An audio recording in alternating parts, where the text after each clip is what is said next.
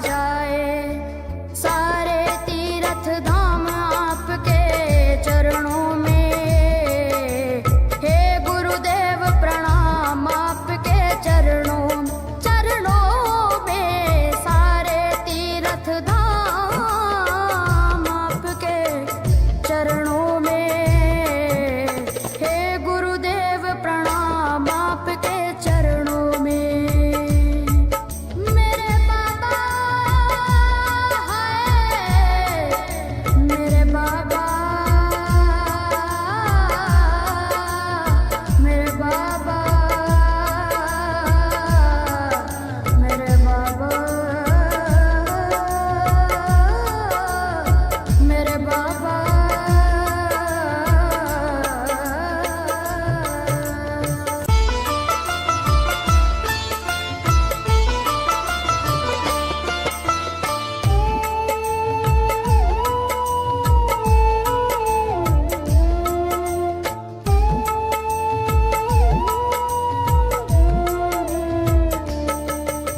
सारे तीर्थ धाम आपके चरणों में, हे गुरुदेव प्रणाम आपके चरणों में। सारे तीर्थ धाम आपके चरणों में, हे गुरुदेव प्रणाम आपके चरणों में।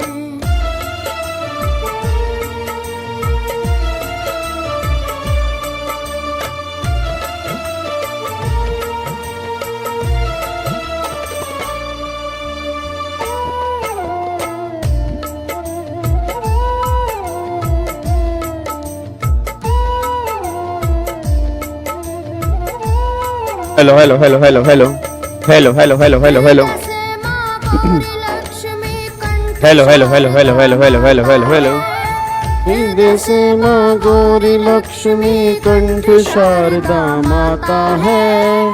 जो भी मुख से वचन दियो यो वचन सिद्ध हो जाता है, वचन सिद्ध हो जाता है। हे गुरु ब्रह्मा हे गुरु विष्णु, हे गुरु ब्रह्मा हे गुरु विष्णु, हे शंकर भगवान आपके चरणों में। हे गुरुदेव प्रणाम आपके चरणों में।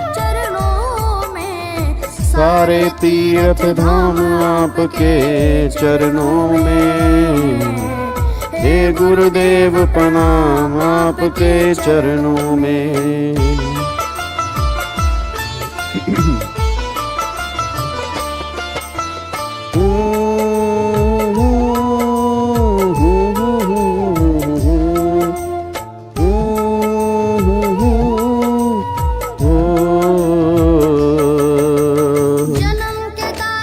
मात पिता हैं आप कर्म के दाता हैं, जन्म के दाता मात पिता हैं आप कर्म के दाता हैं। आप सिखाते हैं ईश्वर से आप ही भाग्य विधाता हैं, आप ही भाग्य विधाता हैं। दुखिया मन को योगी तन को, दुखिया मन को रोगी तन को मिलता है आराम आपके चरणों में। हे गुरुदेव प्रणाम आपके चरणों में, चरणों में। सारे तीर्थ धाम आपके चरणों में, हे गुरुदेव प्रणाम आपके चरणों में। वेरी गुड इवनिंग भाई, वेरी गुड इवनिंग जी। की हाल चाल? चलो बहुत वधिया वधिया ही होना चाहिदा है। वेरी गुड इवनिंग मेरे यारों, मेरे दिलदारों, मेरे भिंडी, मेरे शिमला मिर्च कलर के बच्चों, गुड इवनिंग। क्या हाल चाल है? चलो जी, बहुत बढ़िया बहुत बढ़िया बहुत बढ़िया बहुत बढ़िया जी। और सुनाएं सर जी, क्या हाल चाल है? सर आपको तो सॉन्ग इंडस्ट्री में होना चाहिए था। सीए कैसे बन गए? बन गए सीए, बन गए सीए। अब क्या करें हम, डिग्री वापस थोड़ा करवाओगे तुम मेरी? सर फियर लग रहा है, मतलब फियर का मतलब डर, डर के आगे जीत है। जीत का मतलब तुम पास होने वाले हो। ओ माय गॉड, सोचो तुम पास हो रहे हो, तुम रिजल्ट देख रहे हो, जैसे ही तुमने रिजल्ट खोला वहां पे लिखा हुआ आ रहा है पास, सक्सेसफुल। यस, तुमने एकदम जंप मारी और तुम यस यस यस कर रहे हो, यस आई डिड इट। और तुम फटाफट से दौड़ा दौड़ा जा रहे हो रिजल्ट लेके अपने पेरेंट्स के पास। तुमने कहा पापा मैंने कर दिया, पापा पापा मैं पास हो गया। ओ माय गॉड, उस दिन को सोचो तुम, फिर तुम्हारा डर गायब हो जाएगा, फिर तुम्हारा डर गायब हो जाएगा। टेंशन बिल्कुल मत लो, सब पास होने वाले हैं, तुम बस दिल से मेहनत करो। देखो जो बच्चा दिल से मेहनत करता है ना, तो फिर भगवान भी कहते हैं रिजल्ट तेरा तैयार है। अब अगर तुम्हारे दिल में कोई खोट है, तुम चीटिंग कर रहे हो, अपने आप से चीटिंग कर रहे हो, किसी को दिखाने के लिए पढ़ रहे हो, तो बात एक अलग है। अगर आप मेहनत कर रहे हो, सही डायरेक्शन के अंदर मेहनत कर रहे हो, फिर तुम्हें टेंशन लग रही है, कोई दिक्कत वाली बात नहीं है। अगर मेहनत ही नहीं कर रहे फिर तुम्हें टेंशन हो रही है, तो फिर सोचने वाली बात है कि टेंशन हो क्यों रही है। ठीक है ना। चलो इधर देखो ध्यान से। नहीं, अब एक क्लास मैंने आपकी रिकॉर्डिंग डाली है। अच्छा, कल आई थिंक आप सबने सेट ऑफ वाला चैप्टर देख लिया होगा, एडवांस टेक्स वाला चैप्टर आपका हो चुका होगा, और सेट ऑफ एडवांस टेक्स और आई थिंक रिटर्न वाला चैप्टर भी आपने रिवाइज कर लिया होगा। सेट ऑफ वाले चैप्टर में एक अमेंडमेंट है, उस सेट ऑफ वाले चैप्टर में, क्योंकि वो पुरानी रिकॉर्डिंग थी, पुरानी का मतलब लास्ट बैच की रिकॉर्डिंग थी, तो उसमें बस एक अमेंडमेंट कर लेना कि हाउस प्रॉपर्टी के लॉस, तुम्हें मैंने पहले भी कहा था कि हाउस प्रॉपर्टी के लॉस डिफॉल्ट स्कीम के अंदर किसी और हेड की इनकम से सेट ऑफ नहीं हो सकते, और ना ही वो कैरी फॉरवर्ड हो सकते हैं। उसके बाद एक लेक्चर मैंने अभी रिकॉर्डिंग और डाली है, वो 5 घंटे की क्लास है, उसमें डिडक्शंस हैं सारी। ठीक है, डिडक्शन मैंने क्यों डाली है, डिडक्शन क्योंकि बहुत डिटेल में, इसलिए क्योंकि हर क्वेश्चन में डिडक्शन देखने को मिलती है। तो उसको तुम ऐसा करना है, काम कर सकते हो, उसको 1.5 की स्पीड पे सुन लेना, तो तुम्हारी 2-3 घंटे के अंदर वो डिडक्शन वाली पूरी क्लास खत्म हो जाएगी। तो डिडक्शन का चैप्टर बहुत बढ़िया तरीके से आपका रिवाइज हो जाएगा। डिडक्शन के अंदर बस एक अमेंडमेंट है, बाकी सारी डिडक्शन का चैप्टर पूरा सेम है, बस एक सिंगल अमेंडमेंट है, और वो हमारी 80 CCD2 के अंदर है। मतलब 80 CCD2 के अंदर अगर आपको याद आ रहा हो, वहां पर हमने 10% की लिमिट की थी, और गवर्नमेंट वाले केस में 14% की लिमिट की थी। तो अब डिफॉल्ट वाले केस में अगर आप डिफॉल्ट स्कीम लोगे तो दोनों केस के अंदर 14% है। अगर आप डिफॉल्ट स्कीम लेके चलते हो, जब तुम 80 CCD2 देखोगे ना, तो वहां तुम्हें आइडिया लग जाएगा। तो जहां पर भी मैं 10% की बात करूंगा, नॉर्मल स्कीम में अभी भी सेम है, डिफॉल्ट स्कीम वाले केस में 14% की लिमिट वहां पे हो चुकी है, बस ये पर ध्यान दो। अब आज वाली क्लास में हम क्या करेंगे जी, आज वाली क्लास में हम मोस्ट इंपोर्टेंट चैप्टर, सबसे खतरनाक चैप्टर, जिसके बेस पे पूरा इनकम टैक्स हमारा चलता है, पीजीबीपी का चैप्टर आज हम रिवाइज करने जा रहे हैं। आज हम पीजीपी का चैप्टर रिवाइज करने जा रहे हैं। हम टारगेट लेके चलेंगे, आज हमारी 21 तारीख है, 21, 22, 23, 24 तक हम अपना पीजीपी रिवाइज करेंगे। फिर 25, 26, 27 3 दिन मैं आपके सैलरी को दूंगा, और एक दिन जो भी आपके बच्चे को जो टॉपिक होंगे उसको देख लेंगे, और देन फिर 29 मार्च से हम जीएसटी की रिवीजन स्टार्ट कर देंगे।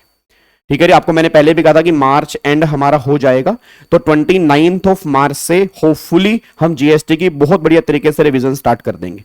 और एक बात और, कल रात को 10 बजे, कल रात को 9 बजे लाइव सेशन जो होगा, वो क्वेश्चन की प्रैक्टिस सेशन हमारी लाइव स्टार्ट हो रही है, वो मेरे पर्सनल चैनल के ऊपर लाइव होगी। उसकी रिकॉर्डिंग क्लास जो है वो मैं 11 बजे अल्टीमेट सी वाले चैनल पे डाला करूंगा, आप उसको देख सकते हैं। और वो सीरीज बहुत इंपॉर्टेंट है, उसके बिना तुम अगर पेपर देने जा रहे हो तो बड़ी दिक्कत वाली बात है, क्योंकि उस सीरीज में जो मैं तुम्हें क्वेश्चन करवाने वाला हूं ना, वो ऐसे क्वेश्चन है कि उस एक क्वेश्चन में ही पूरे चैप्टर के सारे कॉन्सेप्ट कवर हो जाएंगे।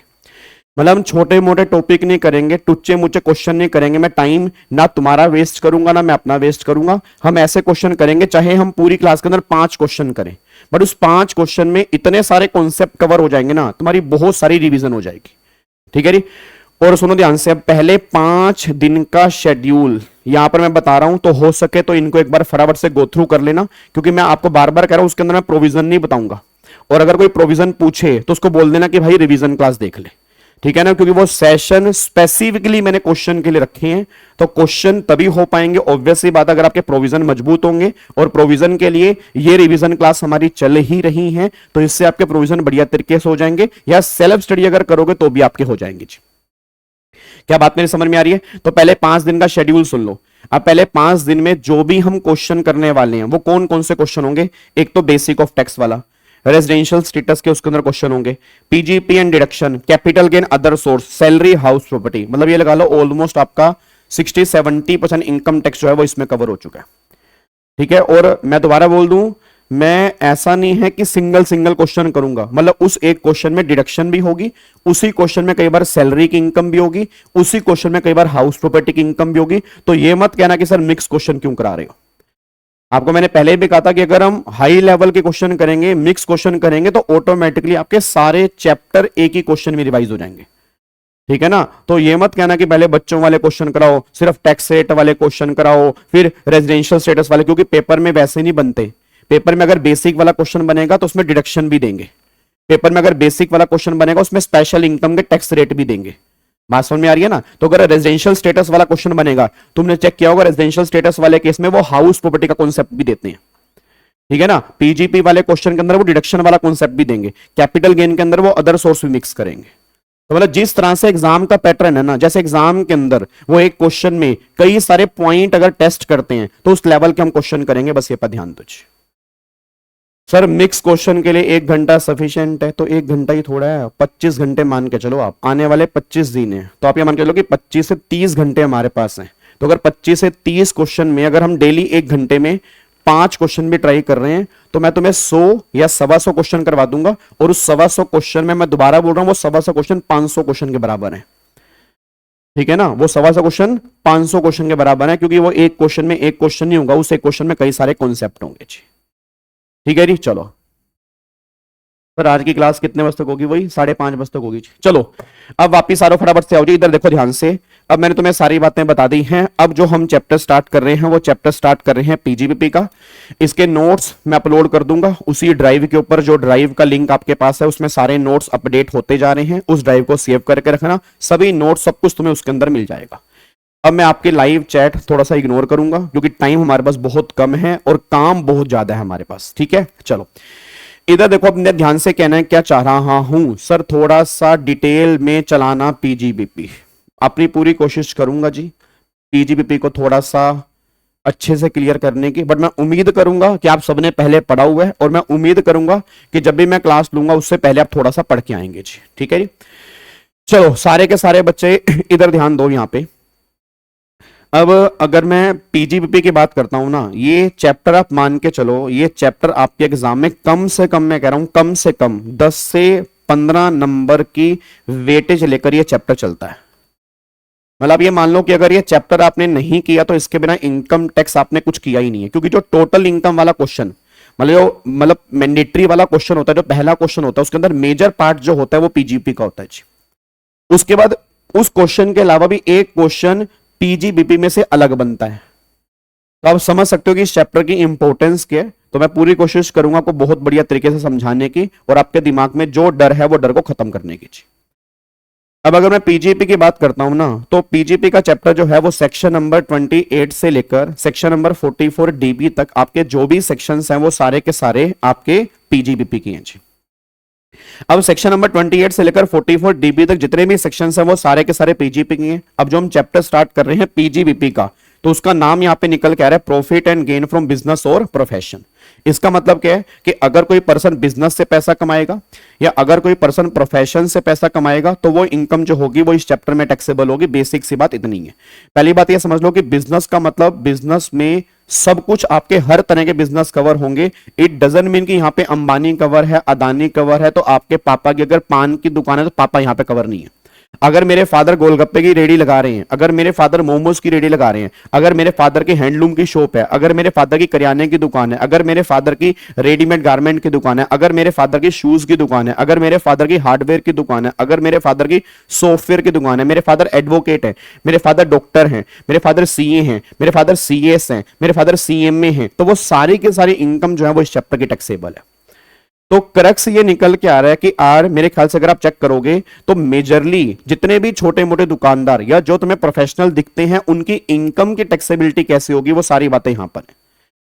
क्या बात मेरी समझ में आ रही है? अच्छा, ये चैप्टर इतना इंपॉर्टेंट क्यों हो जाता है? क्योंकि सिंपल सी बात है, बड़े बड़े क्लाइंट जो आते हैं वो सारे कौन होते हैं? बिजनेसमैन ही तो होते हैं यार। एक बात तो, सैलरी की रिटर्न में क्या है, उनका तो टीडीएस कट के आता है। कोई नॉर्मल पर्सन भी सैलरी की रिटर्न भर लेगा। जब ऑब्वियस बात है, जब तुम प्रोफेशनल बनोगे, तुम्हारे पास क्लाइंट आएंगे, वो क्या बोलेंगे, मेरा बिजनेस है, मेरी दुकान है, मेरे इतने सारे खर्चे हैं, तो मेरी रिटर्न भरो। तो आपको जो मोटा पैसा मिलेगा ना, वो बिजनेसमैन से ही मिलेगा। सैलरी वाला क्या तुम्हें फाइल करने के पैसे देगा और क्या तुम उसका ऑडिट करोगे? तो प्रैक्टिकल लाइफ में जितने भी बड़े बड़े प्रोफेशनल सारे के सारे टैक्स की कंसल्टेंसी दे रहे हैं, वो ऑलमोस्ट या तो वो कंपनी को दे रहे हैं या वो बड़े बड़े बिजनेसमैन को दे रहे हैं। इसलिए चैप्टर जो है बहुत इंपॉर्टेंट होता है उनकी इनकम को कैलकुलेट करने के लिए। तो गवर्नमेंट ये बात कह रही है कि अगर आप कोई भी तरह का बिजनेस करोगे या प्रोफेशन करोगे, वो इनकम जो है वो तुम्हारे इस चैप्टर में टैक्सेबल है। अब इस चैप्टर में ना आपके सारे के सारे सेक्शन जो हैं वो इस चैप्टर में यहां पे कवर हो जाते हैं। ये सारे के सारे सेक्शन की सीरीज है जो मैं 1 बाय 1 इस पूरी की पूरी क्लासेस में रिवाइज करनी है। अब सबसे पहला सेक्शन जो हम यहां पे रिवाइज करने जा रहे हैं दैट इज सेक्शन नंबर 28। एक बात मेरे को सोच के बताना, जब भी हम कोई चैप्टर करते हैं तो हर चैप्टर में क्या होता है, सबसे पहला हमारा चार्जिंग सेक्शन होता है। याद करो हमने हाउस प्रॉपर्टी रिवाइज किया तो हाउस प्रॉपर्टी में सेक्शन 22 आ गया, ठीक है। उसके बाद अगर बात करूंगा, हमने अदर सोर्स और कैपिटल गेन रिवाइज किया तो कैपिटल गेन में सेक्शन 45 आ गया। अदर सोर्स के अंदर सेक्शन 56 आ गया। सैलरी के अंदर हम करेंगे डिस्कस, सैलरी के अंदर सेक्शन 15 आएगा। ऐसे पीजीपी के अंदर जो है वो सेक्शन नंबर 28 है। अब अगर मैं चार्जिंग सेक्शन की बात करता हूं तो चार्जिंग सेक्शन तुम्हें क्या बताता है, चार्जिंग सेक्शन तुम्हें यह बताता है कि इस चैप्टर में कौन कौन सी इनकम जो होंगी वो टैक्सेबल होंगी, वो सारी बातें 28 के अंदर लिखी हुई हैं। अब एक बच्चा ये बात कहते हैं, यार काबा सर एक बात बताओ, भाई आपने बोला कौन सी इनकम इस चैप्टर में टैक्सेबल होंगी, तो वो तो हर एक पर्सन को पता है ना भाई, हर एक पर्सन को पता है कौन सी इनकम इस चैप्टर में टैक्सेबल होंगी। तो ऑब्वियस सी बात है जो इनकम बिजनेस से कमाएंगे, जो इनकम प्रोफेशन से कमाएंगे, तो वही इनकम तो यहां पे टैक्सेबल होगी। गवर्नमेंट कहती नहीं, गवर्नमेंट कहती वो तो एक बेसिक पॉइंट है, वो तो नाम से ही पता लग रहा है, वो तो इस चैप्टर के नाम से पता लग रहा है कि बिजनेस और प्रोफेशन से आने वाली इनकम जो है वो इस चैप्टर में टैक्सेबल है। बट इसके अलावा और भी बहुत सारी इनकम है जो इस चैप्टर में टैक्सेबल है, वो सारी की सारी लिस्ट आपके सेक्शन 28 में है। तो 28 में कौन कौन सी इनकम टैक्सेबल है, 1 बाय 1 हमें वो डिस्कस करना है कि कौन कौन सी इनकम है जो इस चैप्टर में हमें टैक्सेबल करनी है।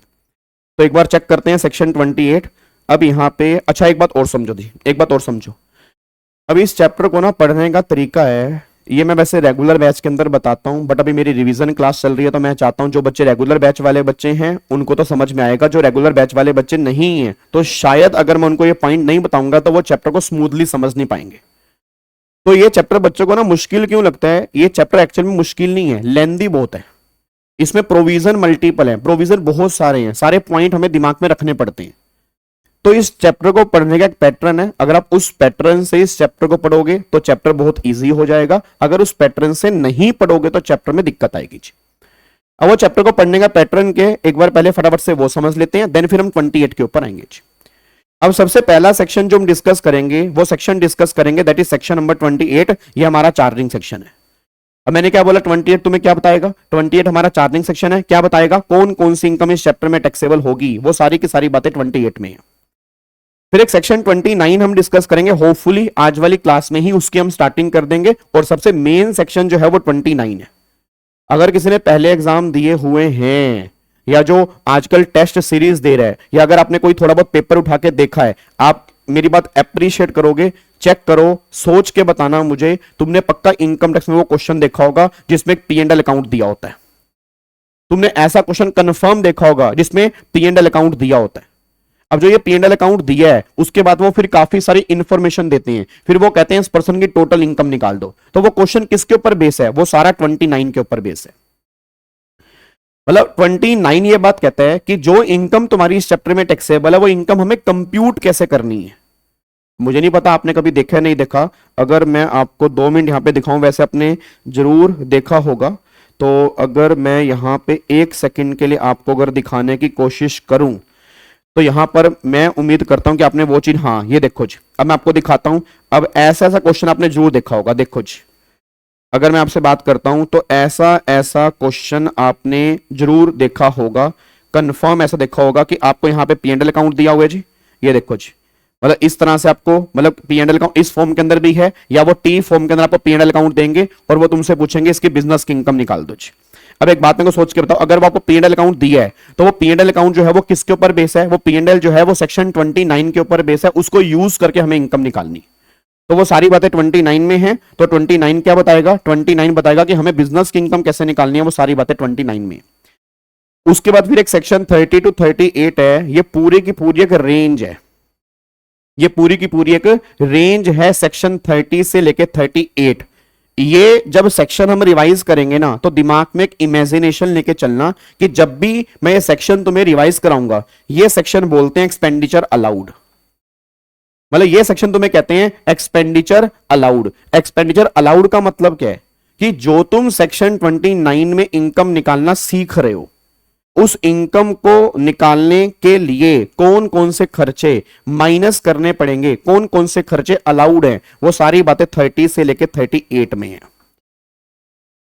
अब एक बात मेरे को सोच के बताना, मेरा पूरी क्लास से क्वेश्चन है, सारे के सारे बच्चे मेरे को सोच के बताएंगे।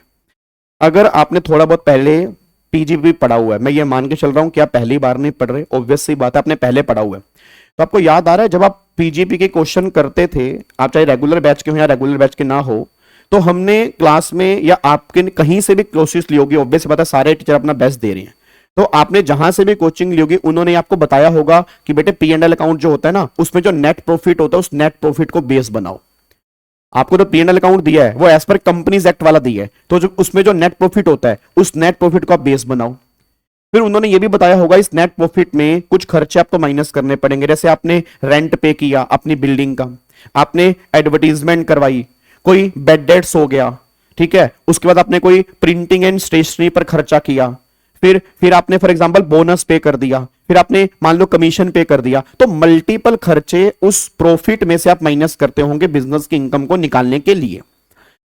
तो जो ये खर्चे आप माइनस करते हो, मेरा पूरी क्लास से क्वेश्चन है वो खर्चे क्यों माइनस करते हो, ऐसा कहां लिखा है वो खर्चे माइनस होने हैं, तो वो सारी की सारी बातें 30 से लेकर 38 में लिखी है। तो होपफुली आज वाली क्लास में तो नहीं, कल वाली क्लास में हम सेक्शन 30, 31, 32 रिवाइज करेंगे, तो जब मैं उन सेक्शन का नाम लूंगा ना, तो दिमाग में एक ही थॉट आए कि ये बात करेंगे एक्सपेंडिचर अलाउड की, मतलब जो मैं तुम्हें समझा रहा हूं वो खर्चे प्रॉफिट को निकालने के लिए माइनस होंगे, बस ये पर ध्यान दीजिए। तो वो खर्चे क्या होंगे, प्रॉफिट को निकालने के लिए माइनस होंगे, उसको बोलते हैं एक्सपेंडिचर अलाउड। उसके बाद सेक्शन नंबर 39 हमारे किसी काम का नहीं है, दैट इज नॉट रेलिवेंट है। उसके बाद फिर एक आएगा सेक्शन 40 आएगा, दैट इज एक्सपेंडिचर डिसअलाउड। अब यहां पर भी ना कई सारे बच्चे गलती करते हैं, एक्सपेंडिचर डिसअलाउड में बहुत सारे बच्चे गलती करते हैं। जैसे मैं तुमसे देखो, तुमसे पूछता हूं, तुम अभी गलती कर दोगे, मैंने तुम्हें कहा कि मैं ना अपने घर के लिए एसी लेकर आया। अब अगर मैं अपने घर के लिए एसी लेकर आया तो क्या उस एसी पर मैं डेप्रीसिएशन क्लेम कर सकता हूं? ऑब्वियस सी बात है नहीं क्लेम कर सकता, क्योंकि अगर एसी मेरे घर में लगा है तो घर में लगे हुए एसी पर मैं डेप्रीसिएशन क्यों क्लेम करूंगा, वो मेरा पर्सनल खर्चा है। अच्छा, अगर मैंने अपने घर में मेरी एक मेड लगी है, उस मेड को मैं हर महीने सैलरी पे करता हूं, तो क्या वो सैलरी मैं अपने P&L में डेबिट कर सकता हूं? भाई मेरे घर में मान लो मेड लगी है, आप में से काफी सारे बच्चों के घर में मेड लगी होगी, कई बार आंटी वहां पे काम वाली आंटी जिनको आप बोलते हो, तो हेल्प बोलते हो जिनको आप, तो मे बी आपके घर में कोई आंटी आती होगी, बर्तन धोने के लिए आती होगी, मे बी कोई सफाई करने के लिए आती होगी, तो हर महीने उनको सैलरी पे करते होंगे। अब हर महीने उनको सैलरी पे करते होंगे तो मुद्दा ही निकल के आ रहा कि क्या वो खर्चा तुम P&L में डेबिट करोगे? नहीं करोगे। तो क्या इसको तुम डिसअलाउड बोलोगे या नॉट अलाउड बोलोगे? इसको तुम डिसअलाउड बोलोगे या नॉट अलाउड बोलोगे? क्योंकि डिसअलाउड और नॉट अलाउड में एक फर्क है छोटा सा। तो ये सारे के सारे खर्चे नॉट अलाउड हैं, इनको हम डिसअलाउड वाली कैटेगरी में कवर नहीं करेंगे। डिसअलाउड का मतलब है जो खर्चे ऑलरेडी अलाउड थे, गवर्नमेंट उसको नॉट अलाउड के बारे में कह रही है, वो डिसअलाउड है। अब एक बात मेरे को बताओ, ये खर्चे तो वैसे ही अलाउड नहीं थे ना भाई, सिंपल सी मेरी बात है, ये खर्चे तो वैसे ही अलाउड नहीं थे। यार एक बात तो, मैं अगर अपनी घर की मेड को सैलरी पे करूंगा तो ये तो खर्चा वैसे ही अलाउड नहीं है। मैं अपने घर के लिए एसी लेकर आऊंगा, उस पर डेप्रीसिएशन तो वैसे ही अलाउड नहीं है, तो ये तो वैसे ही अलाउड नहीं है।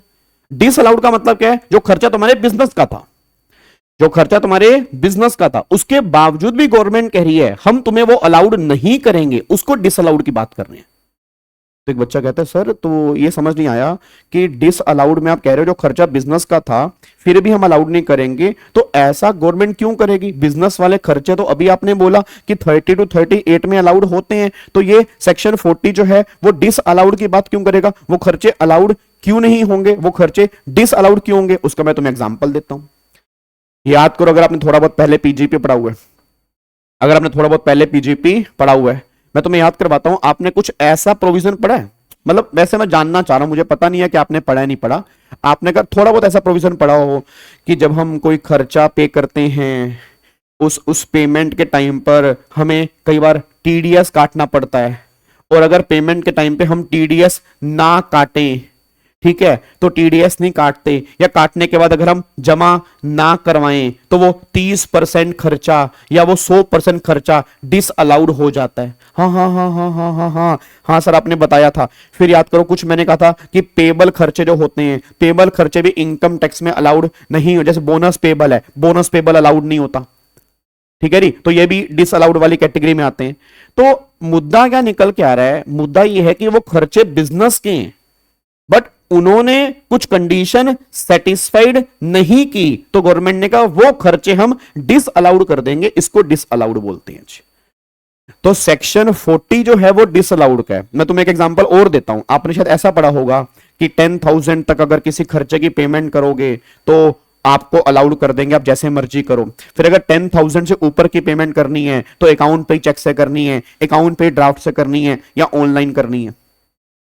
आपने फिर ऐसा पढ़ा होगा ट्रांसपोर्टर वाले केस में ये लिमिट 35,000 की हो जाती है। बोलो बोलो, हाँ हाँ बोलते रहो मेरे को, ऐसा कुछ शायद आपने पढ़ा होगा। हाँ हाँ हाँ सर याद आ रहा है, हाँ हाँ सर बातें देखो याद आ रही है ना, तो वो सारे खर्चे डिसअलाउड के हैं। आपने शायद कुछ ऐसा पढ़ा होगा कि कई बार एम्प्लॉयर एम्प्लॉय के प्रोविडेंट फंड में कंट्रीब्यूशन करता है, बट अगर प्रोविडेंट फंड वो अनरिकॉग्नाइज है, वो अनअप्रूव है, तो उस फंड में क्या हुआ कंट्रीब्यूशन जो होता है वो डिसअलाउड होता है, अगर आपको थोड़ा बहुत याद आ रहा हो। तो ये सब डिसअलाउड है, ये नहीं पर्सनल खर्च है। भाई पर्सनल तो वैसे अलाउड नहीं है, पर्सनल तो वैसे ही अलाउड नहीं है, तो जो अलाउड ही नहीं है उसमें डिसअलाउड की बात क्यों होगी? डिसअलाउड का मतलब क्या है? जो नॉर्मली अलाउड है, जो नॉर्मली अलाउड है बट गवर्नमेंट कह रही है उसको हम अलाउड नहीं करेंगे, वो डिसअलाउड है, वो सेक्शन 40 है। क्या बात मेरी समझ में आ रही है जी? पक्का पक्का?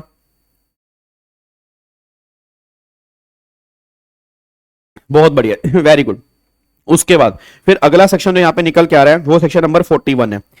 अब ये सेक्शन 41 किसकी बात कर रहा है? 41 कह रहा है recovery of expenditure allowed earlier, ये सेक्शन 41 है। अब हम सेक्शन 41 भी डिस्कस करेंगे, ऑब्वियस बात हम इसकी भी रिवीजन करेंगे। सेक्शन 41 भी हमारा पीजीपी के अंदर आएगा, उसको भी हम बहुत बढ़िया तरीके से रिवाइज करेंगे। अब सेक्शन 41 हमें बताता है recovery of expenditure allowed earlier. अब recovery of expenditure allowed earlier का मतलब क्या होता है? मैं तुम्हें एक छोटा सा ना एग्जांपल देता हूं, तुम्हें ये सेक्शन नंबर 41 थोड़ा सा समझ में आएगा कि 41 में हम क्या पढ़ने वाले हैं। एक बात मेरे को सोच के बताना, आपने थोड़ा बहुत अकाउंट्स पढ़ा है? मेरे को हाँ बोलते रहो, आपने थोड़ा बहुत अकाउंट्स पढ़ा है? आप अकाउंट्स के डेबिट साइड में कई बार करते हैं प्रोविजन फॉर डाउटफुल डेब्ट्स। आप अकाउंट्स के डेबिट साइड में कई बार आपने देखा होगा provision for doubtful debts. Provision for doubtful debts का मतलब क्या होता है? प्रोविजन फॉर डाउटफुल डेब्ट्स का मतलब ये होता है कि ये पैसा हमें डर है कि डूब सकता है। भाई प्रोविजन फॉर डाउटफुल डेब्ट्स का मतलब होता है कि ये पैसा हमें डर है कि डूब सकता है। बट याद करो, तुमने क्लासेस के अंदर ये भी पढ़ा होगा, आपने कहीं से भी क्लास लिया, मुझसे लिया, कहीं और से भी ली है, बट ये बात आपने जरूर पढ़ी होगी कि इनकम टैक्स में प्रोविजन जो होते हैं वो नॉर्मली अलाउड नहीं होते, इनकम टैक्स में बैड डेट्स अलाउड होते हैं। मतलब इनकम टैक्स में प्रोविजन अलाउड नहीं है, बैड डेट्स अलाउड है। इट मींस अगर तुम्हारा पैसा डूब चुका है, अगर तुम्हारा पैसा डूब चुका है तो हम अलाउड करेंगे, मतलब बैड डेट्स को हम डेबिट करते हैं, प्रोविजन को डेबिट नहीं करते। अब क्या हुआ, आपने प्रोविजन बनाया था 4 लाख का, उसमें से बैड डेट्स आपके हो गए 2 लाख रुपए। अब प्रोविजन बनाया 4 लाख का, बैड डेट्स हो गए 2 लाख रुपए। जब बैड डेट्स 2 लाख रुपए के होंगे तो फिर आपने क्या किया होगा? बैड डेट्स को 2 लाख रुपए को यहां पे डेबिट कर लिया होगा। तो आपको नहीं लग रहा जब बैड डेट्स को 2 लाख रुपए डेबिट किया तो एक खर्चा आपको अलाउड हो गया? बिल्कुल अलाउड हो गया।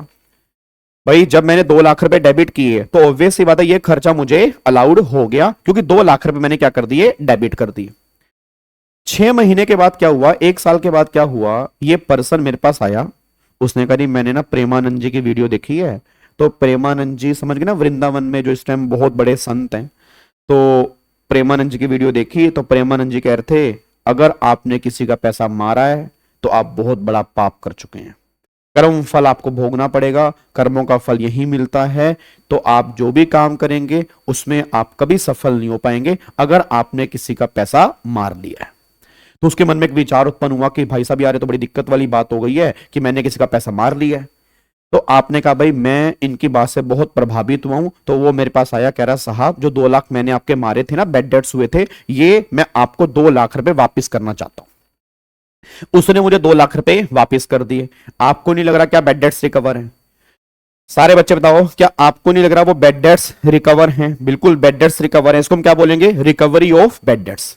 इसको हम क्या बोलेंगे? Recovery of bad debts. तो ये हमारा बैड डेट्स रिकवर है।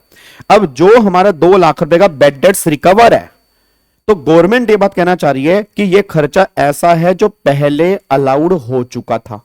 बोलो बोलो बोलो बोलो बोलो, ये खर्चा तुम पहले डेबिट कर चुके थे, उसके बाद तुम्हें इसकी रिकवरी हो रही है।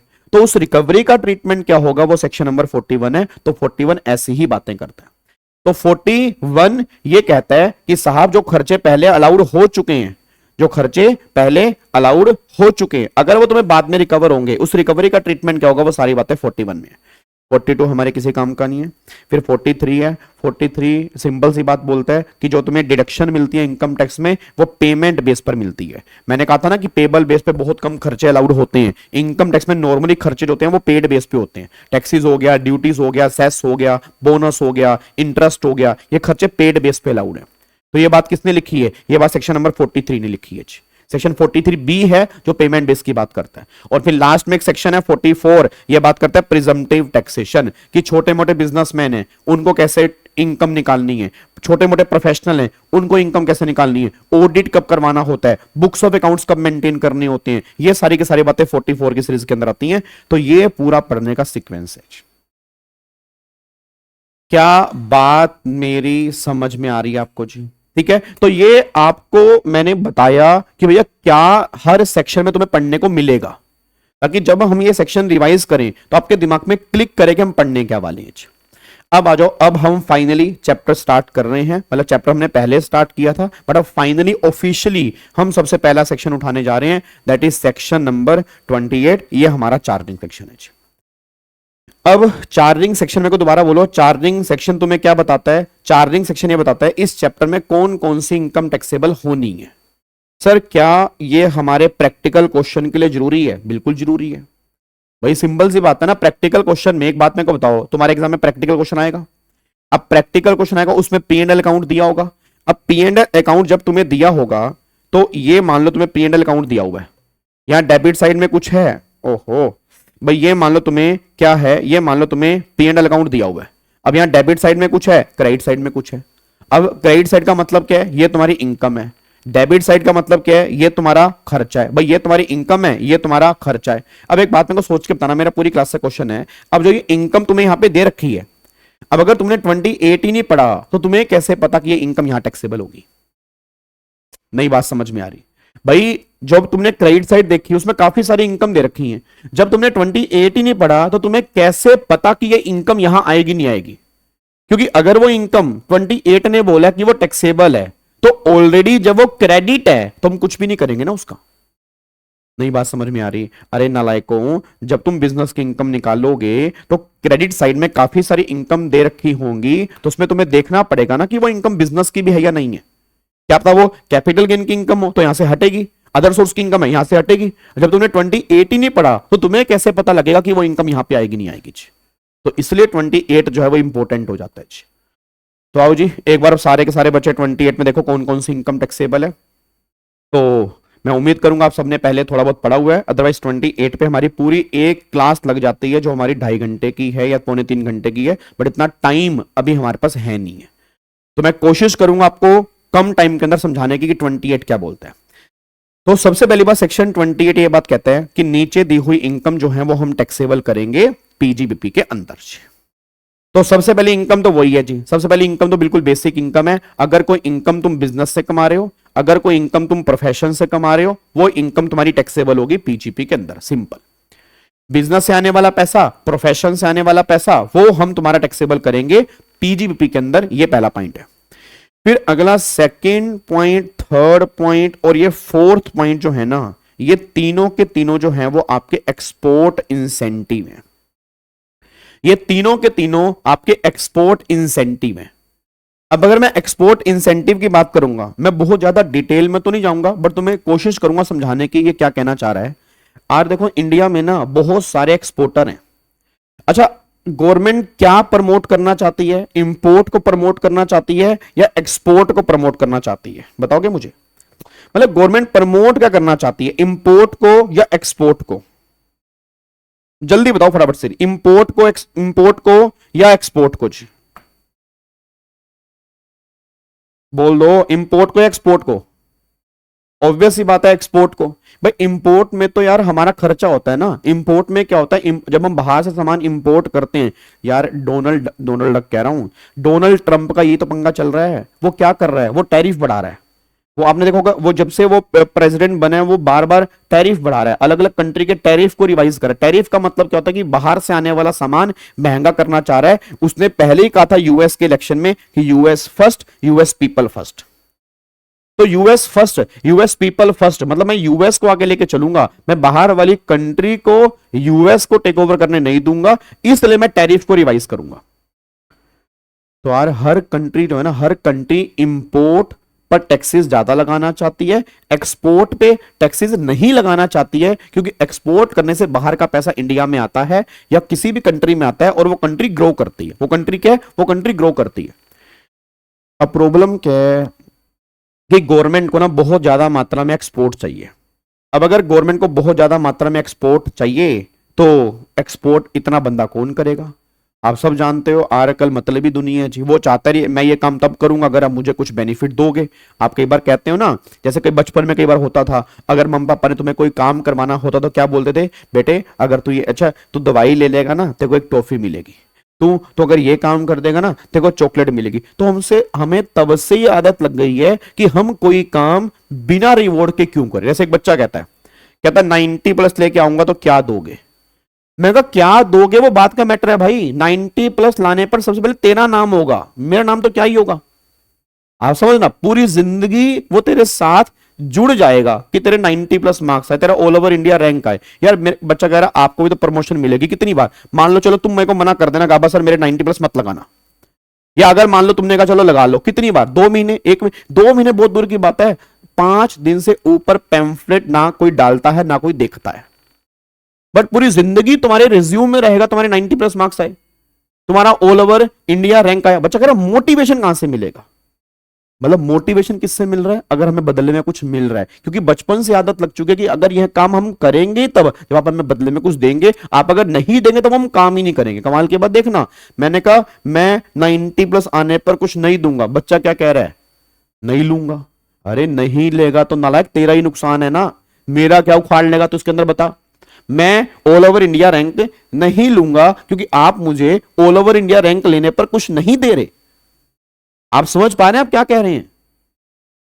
वो तो मैंने कहा भाई तू रैंक लेके आ, तेरे को तो सिंपल सी बात है, पहली बात तो तेरा नाम होगा, तेरे रिज्यूम में जाएगा, और ऑब्वियस सी बात है भाई जो मेरे से बेस्ट बन पड़ेगा मैं दूंगा, बट मैं दूंगा इसके लिए तू रैंक की तैयारी करेगा, ये तो बात ही गलत है, वो सोच ही गलत है। क्योंकि अगर जिस दिन तुझे सामने से रिवॉर्ड मिलना बंद हो गया फिर तो तू कुछ काम ही नहीं करेगा, फिर तो अपनी इच्छा से थोड़ा कोई काम कर रहा है, तेरे ऊपर एक प्रेशर है कि तेरे को ये चाहिए इसके लिए तू ये काम कर रहा है। वो हर टाइम पर प्रेशर सही नहीं होता। आई होप आपको मेरी बात समझ में आ रही होगी। तो प्रॉब्लम क्या है? प्रॉब्लम वो हमें स्टार्टिंग से आदत लग गई कि भैया हम ये काम क्यों करें, बदले में हमें क्या मिलेगा, पहले आप हमें ये बताओ बदले में क्या मिलेगा। बात समझ में आ रही है? तो सिंपल सी बात है, अब एक्सपोर्ट है, एक्सपोर्ट बंदा कब करेगा जी? एक्सपोर्ट बंदा तब करेगा अगर वो कहता रही मैं तो एक्सपोर्ट तब करूंगा, ठीक है जी, मैं एक्सपोर्ट जो है वो,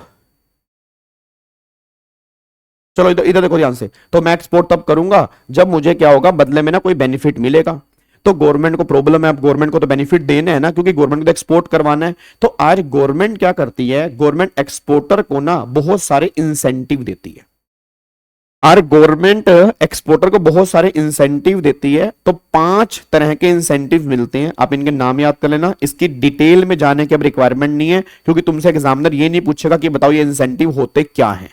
वैसे हमने रेगुलर बैच में डिस्कस किया है, मैंने प्रॉपर टाइम इसके ऊपर लगाया था कि इंसेंटिव क्या होते हैं, बट अभी के लिए इतना ध्यान दो, 5 इंसेंटिव के तुम नाम याद करोगे। ये 5 इंसेंटिव जो है वो एक्सपोर्टर को मिलते हैं। कौन कौन से?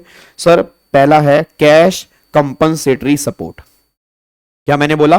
Cash compensatory support. दूसरा यहां पर है ड्यूटी ड्रॉबैक। क्या मैंने बोला? Duty drawback. तीसरा यहां पर है इंपोर्ट एंटाइटलमेंट लाइसेंस। क्या बोला मैंने? Import entitlement licence. चौथा फिर यह है ड्यूटी फ्री रिप्लेसमेंट सर्टिफिकेट। क्या मैंने बोला? Duty free replenishment certificate. फिर अगला है ड्यूटी एंटाइटलमेंट पासबुक। क्या मैंने बोला? Duty entitlement passbook. ये 5 एक्सपोर्ट इंसेंटिव जो हैं वो गवर्नमेंट कह रही अगर आपको मिलते हैं तो ये आपको बेनिफिट हो रहा है। ये बेनिफिट आपके हाथ में टैक्सेबल है अंडर हेड पीजीबीपीजी। तो ये 5 एक्सपोर्ट इंसेंटिव की यहां पे बात हो रही है। आज एक्सपोर्टर को ये इंसेंटिव मिलते हैं एक्सपोर्ट करने पर, और अलग अलग गुड्स पे अलग अलग मिलता है। तो वो डिपेंड करता है कि आप कौन से गुड्स के एक्सपोर्ट कर रहे हो, कि आपने टारगेट मीट किया या नहीं किया। क्योंकि आपको टारगेट भी देते हैं ना कि अगर आप पूरे साल में इतना एक्सपोर्ट करोगे तो हम तुम्हें इतने का लाइसेंस दे देंगे। अगर आप पूरे साल में इतना एक्सपोर्ट करोगे हम तुम्हें इतने का सर्टिफिकेट दे देंगे। अगर आप पूरे साल में इतना एक्सपोर्ट करोगे तो हम तुम्हें पासबुक दे देंगे। तो वो तुम्हें इंसेंटिव मिलते हैं टारगेट पूरा करने पर। तो अगर वो तुम्हें इंसेंटिव मिल रहा है, तुम्हें तो फ्री में मिल रहा है। फ्री का मतलब तुमने एक्सपोर्ट ज्यादा किया इसलिए वो तुम्हें इंसेंटिव मिल गया। तो एक तरह से मुझे फ्री में ही तो मिला भाई। सिंपल सी बात है, मैं ऑल ओवर इंडिया रैंक लेकर आया तो मुझे एक आईपैड मिला। तो आईपैड मिला तो फ्री में ना, तुमने पैसे तो नहीं खर्चे ना उसके लिए। अब तुम्हें मिला फ्री में, तुम्हें आईपैड की रिक्वायरमेंट नहीं है, तुमने वो आईपैड किसी को दे दिया। कितने का? 60,000 रुपए का। तो 60,000 रुपए तुम्हें फायदा हो गया ना, उसी फायदे की बात हो रही है भाई। मान लो आपको इंसेंटिव मिले, अब तुम्हें लाइसेंस मिला, तुम्हें पासबुक मिला, तुम्हें सर्टिफिकेट मिला, इसका तुम्हारे लिए कोई काम ही नहीं है। क्योंकि ये यूज होते हैं, कब यूज होते हैं? अगर तुम आगे से कोई सामान इंपोर्ट करोगे तो तुम्हारी इंपोर्ट ड्यूटी गवर्नमेंट छोड़ देगी। अब बंदा कहता नहीं मैं तो इंपोर्ट ही नहीं करता, मेरे लिए तो लाइसेंस किसी काम का ही नहीं है, क्योंकि लाइसेंस यूज होगा इंपोर्ट में, मैं तो इंपोर्ट करता ही नहीं हूं। तो गवर्नमेंट ने कहा कोई तो इंपोर्ट करता होगा, तो जो भी इंपोर्ट करता है उसको लाइसेंस तू ट्रांसफर कर दे, तो जो प्रॉफिट होगा वो तेरे हाथ में टैक्सेबल है। बात खत्म जी। पासबुक कैसे इंसेंटिव हुआ भाई? पासबुक ये वो पासबुक नहीं है जो तुम पासबुक सोच रहे हो कि भाई साहब बैंक वालों, भाई साहब बैंक वाले, भैया भैया भैया हेलो भाई साहब मेरी पासबुक कंप्लीट कर दो भाई, देखना अकाउंट में कितने पैसे आए हैं। ये पासबुक एक डॉक्यूमेंट है। ये डॉक्यूमेंट आप रिडीम कर सकते हो। जितने की भी पासबुक आपके पास होगी उतनी वैल्यू तक आपको कोई इंपोर्ट ड्यूटी पे नहीं करनी, ठीक है ना। तो ये पासबुक वो पासबुक नहीं है बैंक वाली पासबुक। ये पासबुक जो है इसको आप यूज कर सकते हो इंपोर्ट ड्यूटी हटाने के लिए। जितने की भी पासबुक तुम्हारे पास है, ये बात ध्यान देना चाहिए। क्या बात मेरी समझ में आ रही है? तो ये तो हो गया एक्सपोर्ट इंसेंटिव। तो सिंपल भाषा में समझो, export incentive taxable, non taxable, taxable. किस हेड में टैक्सेबल? पीजीबीपी हेड में टैक्सेबल। ये पॉइंट यहां पे निकल के आ रहा है। अब अगला देखो जी, अगला पॉइंट फिर यहां पे क्या निकल के आ रहा है, नेक्स्ट पॉइंट क्या निकल के आ रहा है, नेक्स्ट पॉइंट देखो जी। अब याद है आपने अदर सोर्स वाला चैप्टर पढ़ा था? बोलो हाँ। अगर आपने अदर सोर्स वाला चैप्टर पढ़ा हो तो अदर सोर्स के चैप्टर में अगर आपको याद आ रहा हो, अदर सोर्स में आपने गिफ्ट की टैक्सेशन की थी। अदर सोर्स में आपने गिफ्ट की टैक्सेशन की थी, और गिफ्ट की टैक्सेशन में आपने ये किया होगा कि 50,000 तक के गिफ्ट एग्जम्प्ट होते हैं। 50,000 से ऊपर अगर गिफ्ट है तो पूरी की पूरी वैल्यू रिसीवर के हाथ में अदर सोर्स की इनकम बन जाती है। और मैं सैलरी रिवाइज नहीं किया, बट सैलरी वैसे तो किया हुआ है ना। तो सैलरी में अगर आपको याद आ रहा हो, इन काइंड फॉर्म में अगर गिफ्ट होगा तो 5,000 की सैलरी के अंदर भी लिमिट होती है, बट पीजीबीपी में कोई लिमिट नहीं होती। यहां पर बच्चा बहुत बार गलती करके आता है, जब बड़े बड़े क्वेश्चन बनते हैं तो उसके अंदर लिखा होता है value of perquisite, value of perquisite provide to businessman ₹20,000। तो बच्चा कहता है एग्जम्प्ट है क्योंकि 50,000 रुपए की गिफ्ट की लिमिट है। भाई 50,000 रुपए की लिमिट अदर सोर्स में है, 5,000 रुपए की लिमिट सैलरी में है, पीजीबीपी में कोई लिमिट नहीं है। अगर तुम्हें ड्यूरिंग द बिजनेस प्रोफेशन कोई गिफ्ट मिल रहा है, कोई बेनिफिट मिल रहा है, कोई परक्यूजिट मिल रहा है, कोई तुम्हें एडवांटेज मिल रहा है, तो पूरी की पूरी वैल्यू, चाहे वो कैश में हो चाहे वो इन काइंड में हो, जितनी मर्जी वैल्यू हो, वो सारी वैल्यू तुम्हारी बिजनेस की इनकम है। मैं तुम्हें एग्जांपल देता हूं, मुझे नहीं पता आप में से किन किन बच्चों के फादर साहब बिजनेसमैन हैं। अगर जिनके फादर बिजनेसमैन होंगे ना, उनसे पूछना, आज उनसे पापा घर आएंगे शाम को दुकान से घर आएंगे ना, उनसे पूछना कि जब तुम्हारे पापा किसी सप्लायर का सामान ज्यादा सेल कर देते होंगे तो वो सप्लायर खुश होकर उनको इंसेंटिव देता होगा। इवन कई बड़े बड़े सप्लायर तो पता क्या बोलते हैं, कई बड़े बड़े सप्लायर जाओ 2 महीने का ट्रिप मार के आओ, या 1 महीने की कहीं जाओगे 1 महीने का ट्रिप लगा के आओ, हम आपको टिकट दे रहे हैं, गोवा की टिकट प्रोवाइड कर रहे हैं, हम आपको टिकट प्रोवाइड कर रहे हैं। फॉर एग्जाम्पल आप इंडिया में कहीं पर भी कश्मीर घूम के आ जाओ, हम टिकट प्रोवाइड कर रहे हैं। वो पूरा पैकेज बुक करवाते हैं भाई, वो पूरा पैकेज बुक करवाते हैं, क्योंकि सप्लायर की सेल ही आपने इतनी की है।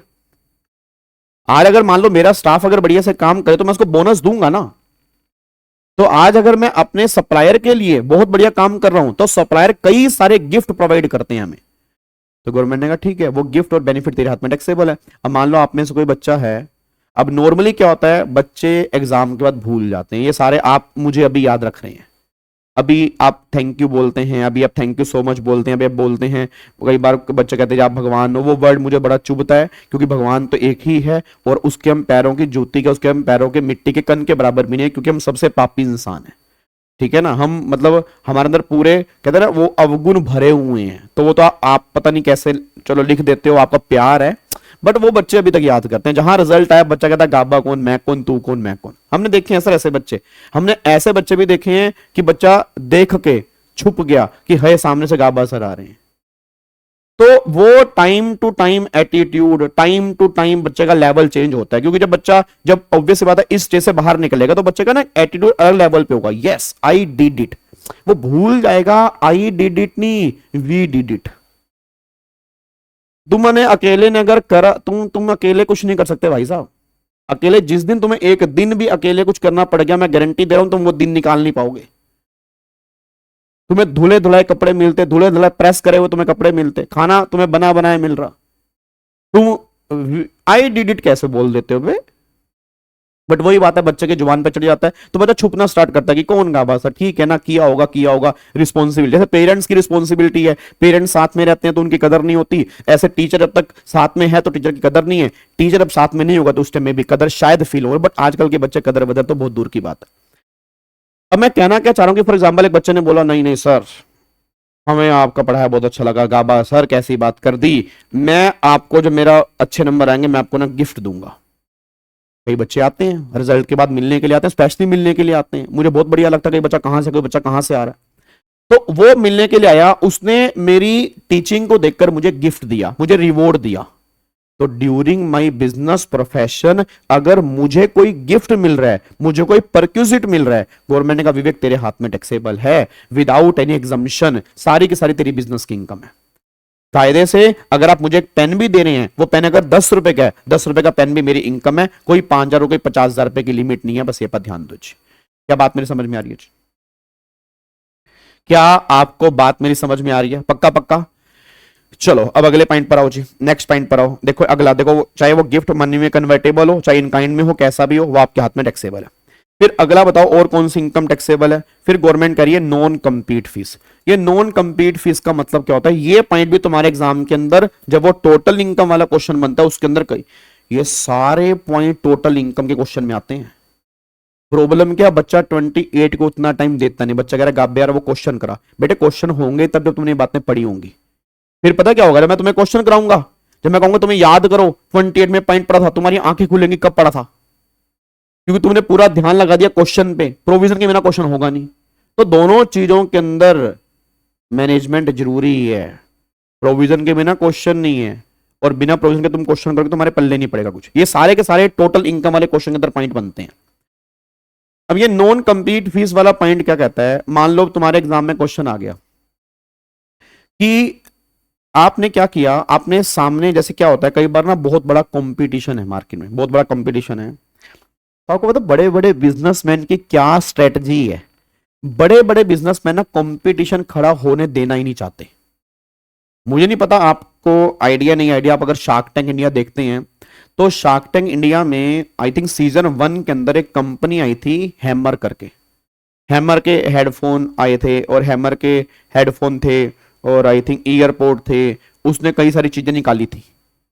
तो वो ना बहुत बढ़िया थे। अश्नीर ग्रोवर ने कहा भी था, उसने अपना ब्रांड सेल कर दिया था आई थिंक उसको अमन गुप्ता को, क्योंकि अमन गुप्ता के बोट के थे।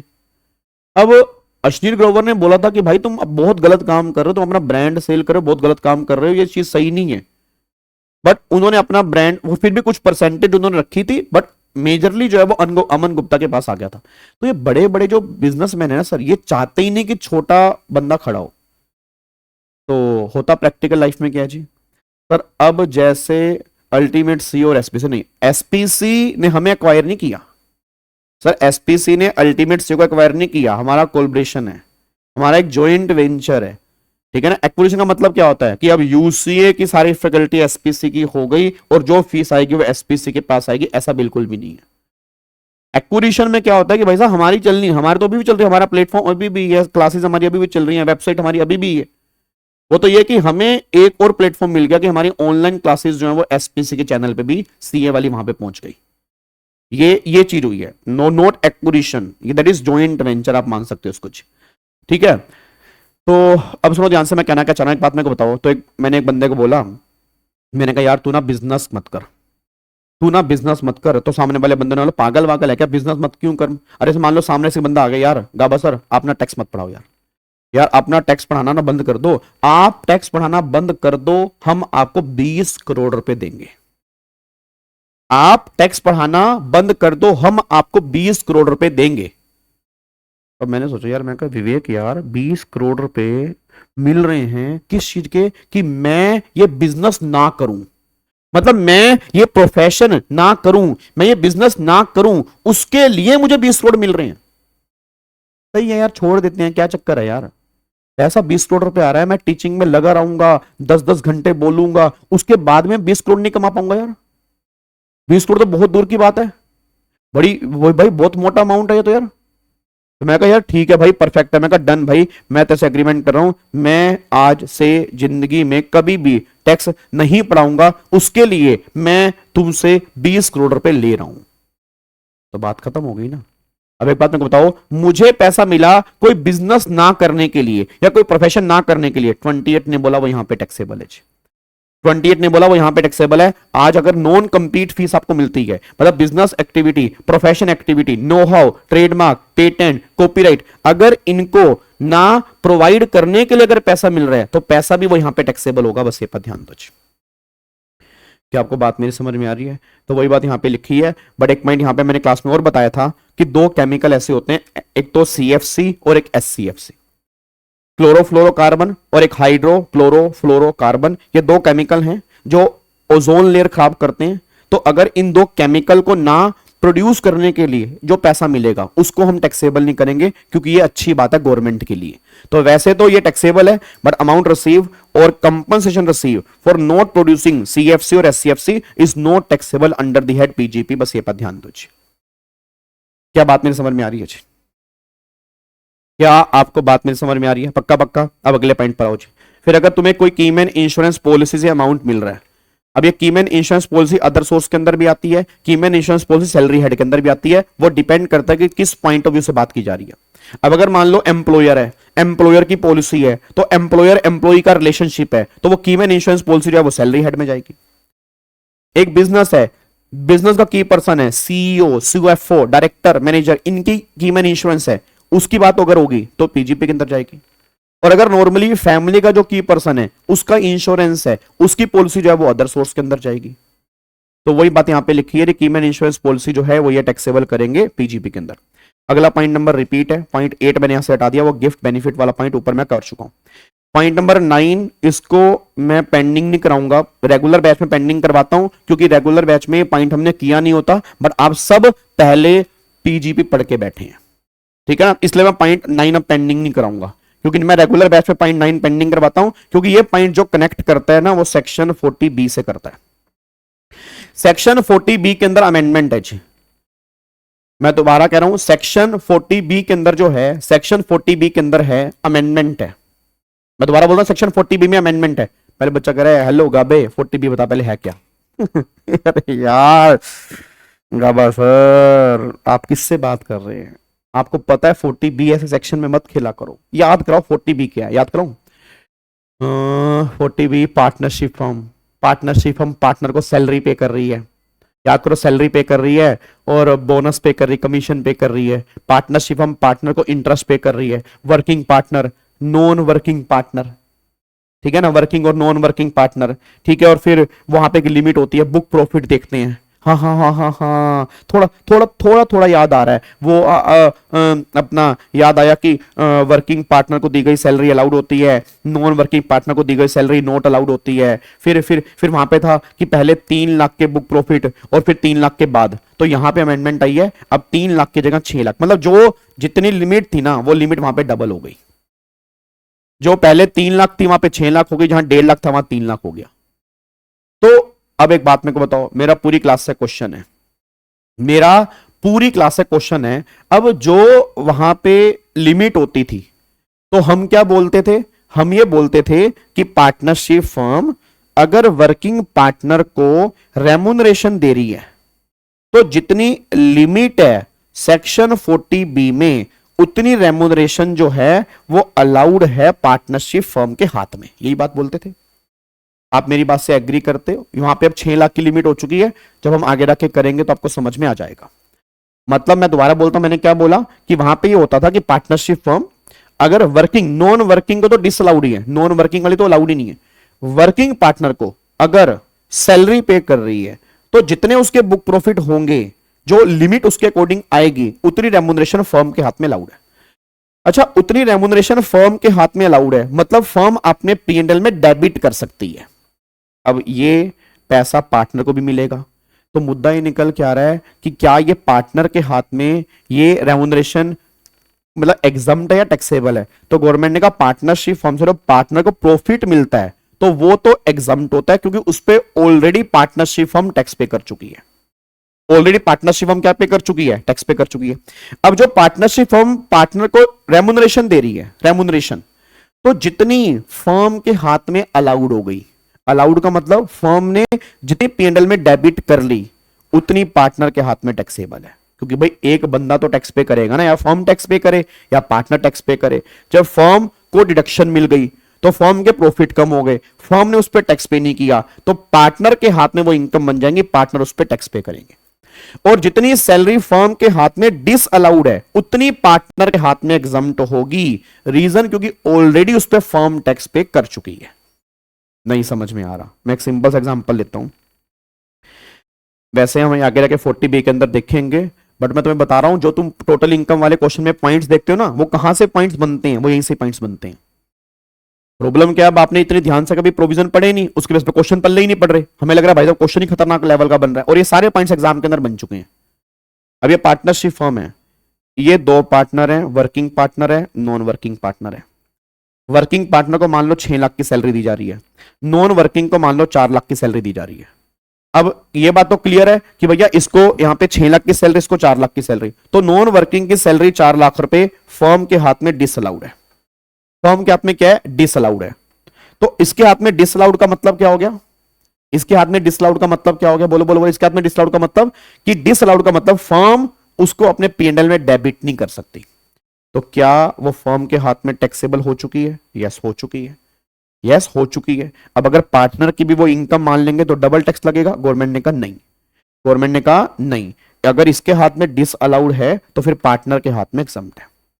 ऐसे मान लो वर्किंग पार्टनर को 6 लाख की सैलरी थी, अब वो 40B की हमने लिमिट लगाई, उस लिमिट के बेस पे गवर्नमेंट ने बोला 4 लाख तो अलाउड है, 2 लाख डिसअलाउड है। अब 4 लाख फर्म के हाथ में अलाउड हो गई, मतलब फर्म ने डेबिट कर ली, डेबिट करने से प्रॉफिट कम हो गए, तो ये 4 लाख रुपए पार्टनर के हाथ में टैक्सेबल है। 4 लाख रुपए पार्टनर के हाथ में टैक्सेबल है। ये 2 लाख रुपए फर्म के हाथ में डिसअलाउड हो गई, मतलब फर्म इस पे टैक्स पे करेगी, तो पार्टनर के हाथ में एग्जम्प्ट है। तो मेरे को सारे बच्चे बताओ, पार्टनर के हाथ में हम कितनी रेमुनरेशन इंटरेस्ट या टैक्सेबल कर रहे हैं? बताओ क्या टैक्सेबल कर रहे हैं? जो फर्म के हाथ में अलाउड हो रहा है। रटने वाला बच्चा भी इसे रट ले, जितना फर्म के हाथ में अलाउड है उतना पार्टनर के हाथ में टैक्सेबल है, जितना फर्म के हाथ में डिसअलाउड है उतना पार्टनर के हाथ में एग्जम्प्ट है। अब ये पॉइंट पढ़ लो क्या लिखा है। कह रहा है कोई भी interest, salary, bonus, commission receive by partner, हम पार्टनर की इनकम मान लेंगे कब? From firm to the extent, to the extent कहां तक? Allowed under 40B। जितनी 40B में अलाउड है, जितना 40B में अलाउड है, मतलब फर्म के हाथ में अलाउड है, तो फर्म ने उस पर टैक्स पे नहीं किया तो पार्टनर के हाथ में टैक्सेबल है। जितना उसके हाथ में डिसअलाउड है, मतलब फर्म उस पर टैक्स पे कर चुकी है, तो पार्टनर के हाथ में एग्जम्प्ट है। सिंपल फंडा। तो ये पॉइंट वो कहना चाह रहा है कि जो फर्म के हाथ में अलाउड वो पार्टनर के हाथ में टैक्सेबल, जो फर्म के हाथ में डिसअलाउड वो पार्टनर के हाथ में नॉन टैक्सेबल। वो ये बात कहना चाह रहा है। आई होप आपको बात समझ में आ रही है। उसके बाद देखो ये अगला, फिर एक कार्बन क्रेडिट मिलते हैं। अब ये कार्बन क्रेडिट क्या होते हैं सर? आपको बताओ यार, बहुत सारी ग्रीन हाउस गैसेज होती हैं। अब बहुत सारी ना ग्रीन हाउस गैसेज होती हैं जो ना मतलब एनवायरनमेंट खराब करती हैं।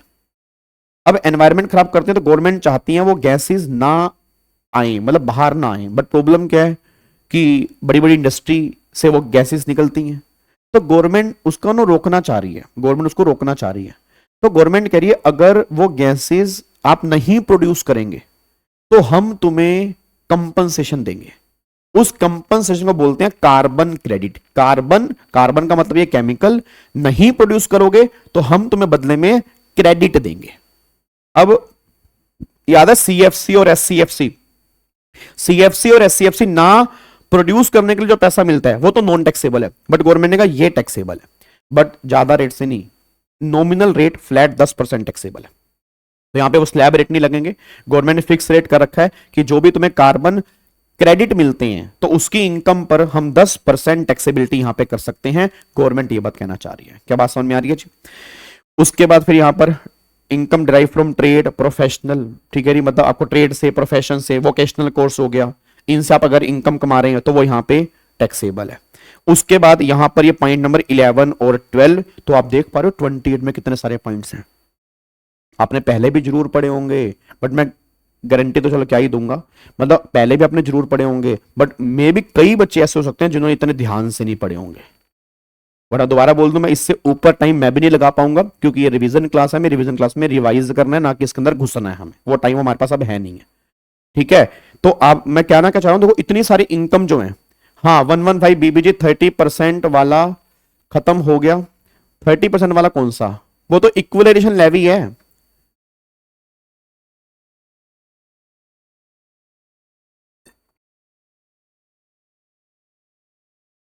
ठीक है जी, और 115 बीबीजी में कार्बन क्रेडिट जो है वो 10% टैक्सेबल है जी।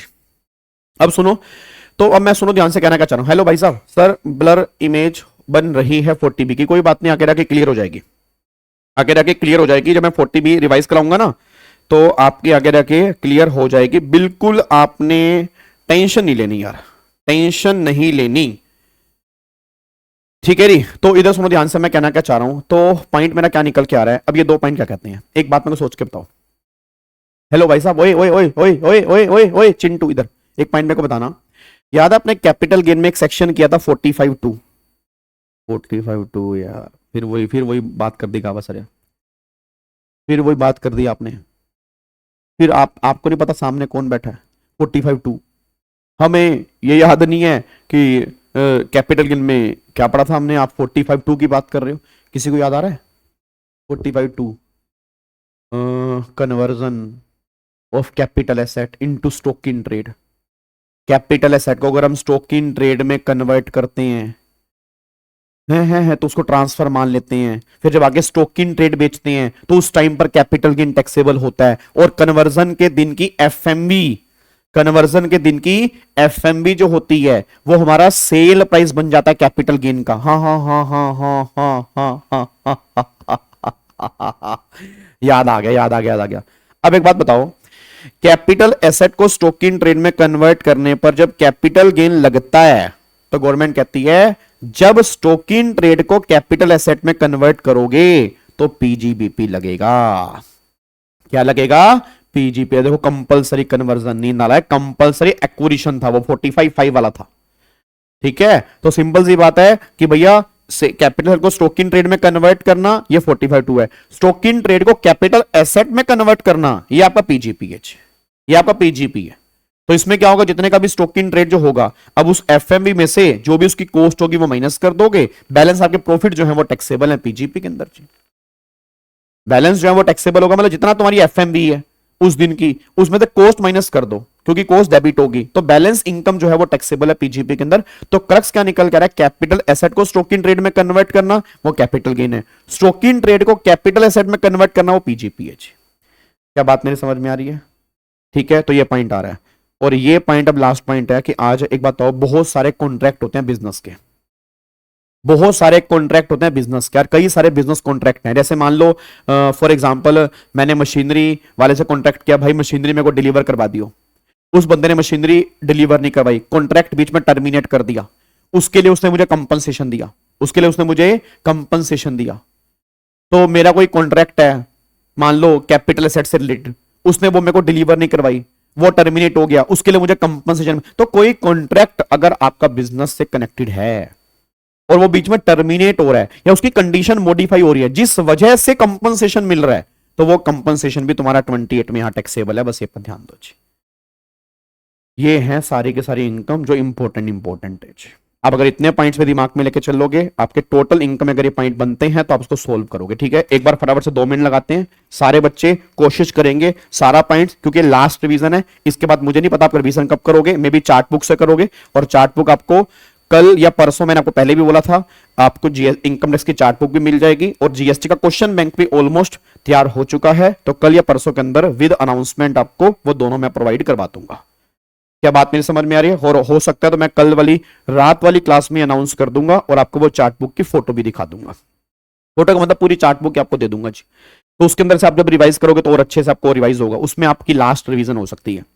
अब देखो कौन कौन से पॉइंट निकल के आगे। सर जी, पहला बिजनेस प्रोफेशन से आने वाली इनकम यहां पे टैक्सेबल है। दूसरा, एक्सपोर्ट इंसेंटिव यहां टैक्सेबल है। एक्सपोर्ट इंसेंटिव में CCS, duty drawback, import entitlement licence और ड्यूटी फ्री अपना रिप्लेसमेंट सर्टिफिकेट और ड्यूटी एंटाइटलमेंट पासबुक, ये हो गए। फिर कोई गिफ्ट मिल रहा है, कोई बेनिफिट मिल रहा है, कोई परक्यूसिट मिल रहा है, चाहे वो मनी में, नॉन मनी में या मिक्स, टैक्सेबल है। कोई नॉन कंप्लीट फीस मिल रही है, बिजनेस ना करने के लिए जो पैसा मिल रहा है।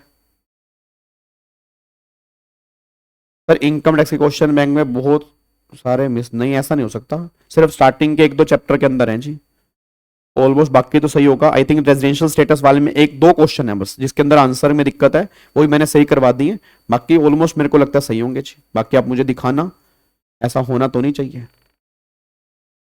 मे बी टाइपिंग एरर कहीं हो सकता है, बट मैंने पूरी कोशिश की है।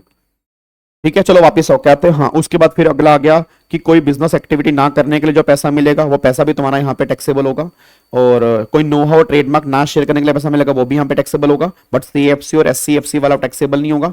अगर तुम्हें कार्बन क्रेडिट मिल रहे हैं वो 10% से टैक्सेबल है, और अगर कोई पार्टनरशिप फर्म के पार्टनर को सैलरी वैलरी मिल रही है, इंटरेस्ट मिल रहा है, तो जितना फर्म के हाथ में अलाउड है उतना पार्टनर के हाथ में टैक्सेबल है, जितना फर्म के हाथ में डिसअलाउड है उतना पार्टनर के हाथ में नॉन टैक्सेबल है। फिर कोई बिजनेस कॉन्ट्रैक्ट है, कोई अगर बिजनेस कॉन्ट्रैक्ट है तो उसको टर्मिनेट करके जो पैसा मिलेगा वो भी यहां पे टैक्सेबल होगा। फिर अगर स्टॉक इन ट्रेड को कैपिटल एसेट में कन्वर्ट करोगे तो वो भी तुम्हारी इनकम जो आएगी वो भी यहां पे टैक्सेबल है। ये सारी बातें आपकी 28 में आ रही हैं जी, ये सारी बातें 28 में आ रही हैं, ये बात ध्यान दो जी। क्या बात मेरी समझ में आ रही है जी? क्या आपको बात मेरी समझ में आ रही है? पक्का पक्का। तो ये हमारा 27 निकल के आ रहा है। अब एक बार मैं 29 के ऊपर आ रहा हूं, तो मैं मोटा मोटा ओवरव्यू दे रहा हूं 29 का क्या है, क्योंकि कल जब हम रिवीजन करेंगे तो कल से साथ साथ इसके हम प्रैक्टिकल क्वेश्चन भी करेंगे जी। ठीक है ना, ये लगा लो कल से हमारी प्रैक्टिकल क्वेश्चन की यहां पे स्टार्ट हो जाएगी जी। अब सुनो ध्यान से, मैं कहना क्या चाह रहा हूं, मेरा पूरी क्लास से क्वेश्चन है। अब ये सेक्शन 29 क्या है पहले वो समझो। 29 क्या है, देखो होता क्या है, जब भी हम पीजीपी की इनकम निकालते हैं तो आप सब जानते हो हर पर्सन जो पीएनएल बनाता है ना वो एज पर कंपनीज एक्ट बनाता है। हर पर्सन जो है वो पीएनएल बना रहा है वो एज पर कंपनीज एक्ट बना रहा है, क्योंकि अकाउंट्स का पीएनएल ही हर जगह फॉलो होता है। आज इन्वेस्टर भी पीएनएल देख रहे हैं, वो अकाउंट्स वाला देख रहे हैं। ऑडिट भी किसका हो रहा है, अकाउंट्स के पीएनएल के बेस पे काम चलता है। नेट प्रॉफिट तुम वहीं पे निकालते हो। और जो अकाउंट्स का पीएनएल होता है ना उसमें प्रॉब्लम क्या होती है, उसमें इनकम टैक्स के रूल्स नहीं होते, मतलब उसके रूल उसके बेस पे नहीं बना होता। क्यों नहीं बना होता? क्योंकि अकाउंट्स में नॉमिनल अकाउंट फॉलो करते हैं, और नॉमिनल अकाउंट कहता है सारे खर्चे डेबिट, सारी इनकम क्रेडिट।